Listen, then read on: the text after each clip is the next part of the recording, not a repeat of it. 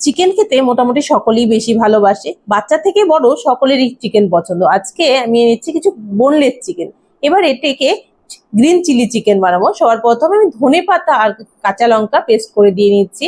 এবার মধ্যে স্বাদ মতো নুন, এর মধ্যে যে পেঁয়াজ বাটা, রসুন বাটা, এবার হচ্ছে জিরে গুঁড়ো, একটা ডিম ফাটিয়ে ও আর এক চামচ কর্নফ্লাওয়ার দিয়ে ভালোভাবে মেখিয়ে 1 ঘন্টার মতো আমি ঢাকা দিয়ে রেখে দিয়েছি। এবার কড়াইতে তেল গরম করে বোনলেস চিকেন গুলো একে একে সব ভেজে নেব। একদম হালকা ফ্রাই করব, একদম বেশি ভাজবো না, হালকা লাল লাল করে একে একে ভেজে আমি উঠিয়ে নিয়েছি।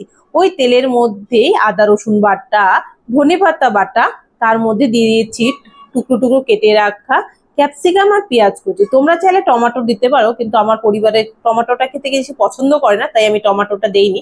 তার মধ্যে দিয়ে দিয়েছি চিলি সস, টমেটো সস, এবার হচ্ছে 1 চামচ ভিনিগার, স্বাদ মতো নুন, ভালোভাবে কষিয়ে নেওয়ার পর স্বাদ মতো মিষ্টি দিয়ে এবার যে ভেজে রাখা চিকেন গুলো আছে একে একে দিয়ে ভালোভাবে নাড়াচাড়া করে একটু কষিয়ে নেওয়ার পর ওপর থেকে কর্নফ্লাওয়ারের গুলা জল দিয়ে আমি কিছুক্ষণ ঢাকা দিয়ে রেখে দিয়েছি। তৈরি হয়ে গেছে আমার গ্রিন চিলি চিকেন।